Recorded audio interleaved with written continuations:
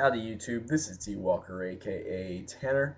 Um, Today I'm going to be doing a response video to Alokov's video. I can't really remember what it's called, but in there you mentioned that you had a problem with um, running something that wasn't a direct conflict, that wasn't, an uprising clan of this or that or something like that.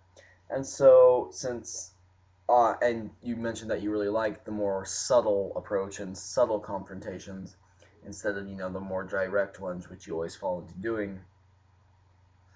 And you mentioned how you just keep running the direct one. So I have the same problem. And having that same problem, I thought I would do a video. Now, so I don't like direct confrontation as much. However, I run it a lot of the time, and that really bugged me. So I gave it a good think and tried to figure out why that was. Now, let's just jump right into it.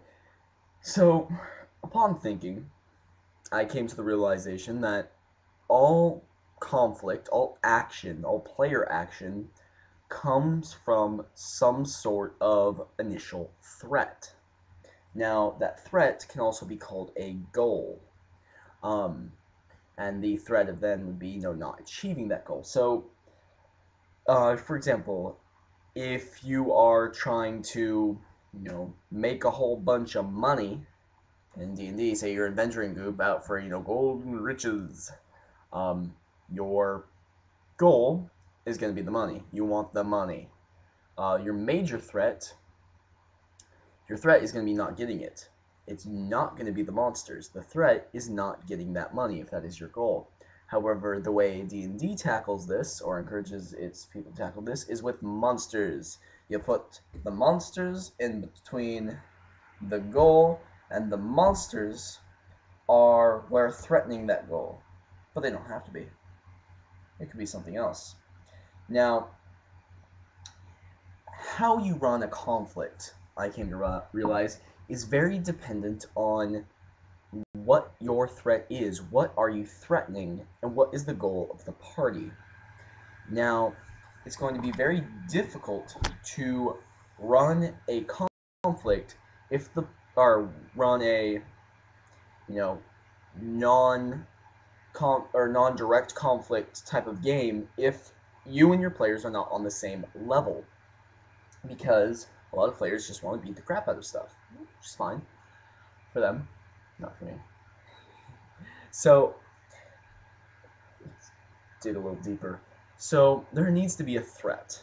Now, I was thinking about this. I was like, okay, well, why am I still even understanding this? Why do I always fall into direct conflict? And this is what I came up with to explain that. I start my players off at trash level. They get trash, they get crap for pretty much everything. They get crap gear, they get crap abilities, they, just crap. They are barely better than the average person, but they, journey over time and get better. Now, because I do not give them a lot, I came to realize, I don't have a lot to threaten. Because let's go back to that goal I had. If your goal is getting money, then the GM, as GM, needs to say, okay, their goal is getting money. What's preventing them from achieving that? And this is where he comes up with, the threat, all right? Or, how he plans to attack the threat of not getting money. Now, monsters is one way. And in D&D, you usually use monsters. Why? Because a character's livelihood is one of the only things that the mechanics of the game, mechanics, not you as a GM, let's not start that. The mechanics give you an ability to threaten. The character's livelihood. His health, his health. I mean, he may make, a mental save or be, the dead or whatever, or will save or whatever it is, but it's the character's livelihood is the only real thing mechanically you can threaten. Now this is why D&D encourages direct threats, monsters, people trying to attack you, because it doesn't have any mechanics for its other for any type of other threat. Now, you as the GM can, house rule some stuff up and roleplay some stuff in and create other threats. Yeah, I'm not saying you can't. But I'm saying why most people do that is because the mechanics encourage you to. Now, let's get back to what I was talking about. So, I start my group off trash. Now, whether I put a goal in there, it doesn't matter what it is. Now, the problem is when creating, okay, well, how do I create the threat to that goal? And that's what I really got to ask myself, because my players, being trash, not that they're bad players, not that they're good either, but, just having trash abilities, don't have a lot that I can threaten besides their livelihoods. And that's what ends up happening, is that I realize, or at least, before I was conscious of this, I realized, well, they don't got a lot I can threaten. But they do have their health, and that will kill them, that will end the game. I can threaten that. Now, with Vampire, you have that whole humanity system. So maybe the goal is to keep your humanity, and so you can threaten that. The point is, though, that you need to find something to threaten. Because threaten will give action. However, some problems I see, especially with Vampire, is you have people who may not give a crap about their humanity, who are getting their kicks off of not being human, which is problematic if you want to keep threatening their humanity, because they're not going to really give a shit. They're really not. They're going to be like, okay, fine, I'm going to eat it. Now, if they're, a little bit better than that, and they are, and like, oh, I want to keep my humanity is something, I like, it's a part of me, I want to keep this.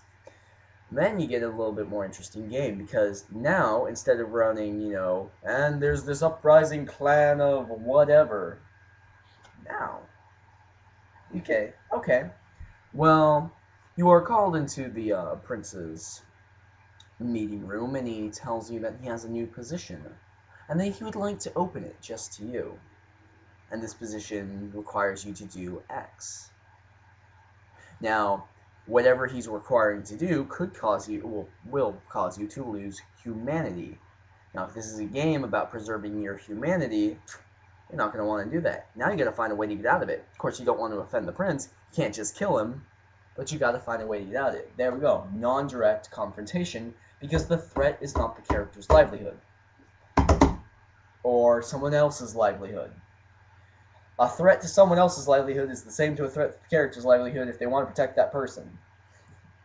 Alright? So I guess the point is, you want to think about, what is the threat in my game? What am I threatening? What is the character's or what is the player's goal? What is he afraid to lose? Because if he's afraid to lose, and most importantly, how am I threatening that thing he's afraid to lose? Or how am I threatening that thing he wants to get? How am I threatening it? Am I threatening it by threats to his physical body, to his mental status, to what? Because that's really going to give you whether your conflict is direct or not direct. If it's a threat to your physical body, now here's where it gets cool, when you start mixing them. Maybe it is a threat to your physical body, but it's also a threat to your status, your, reputation. You know that this person who wants to kill you, if you just go out and kill them, which you can do, but however, they've got a bunch of, guards, people who know and like them, and if you do this openly, oh, that's going to be a problem for your reputation now, isn't it? So, you have to find a way to kill them without harming your reputation, which creates a non-direct approach, which is good. So, I know I rambled in this video, and I know I rambled a lot, but hopefully I got some of my main points home, and those main points were, think about what your threat is. What are you threatening in your game? What is the mechanics of your game encouraging you to threaten? How are you threatening it? How are you threatening that character goal? How are you threatening that thing that character has that he wants to keep or that he wants to achieve? How are you doing it? What are you threatening? Anyway, this has been T Walker, aka Tanner. Hope I made at least a little bit of sense, and I am signing off.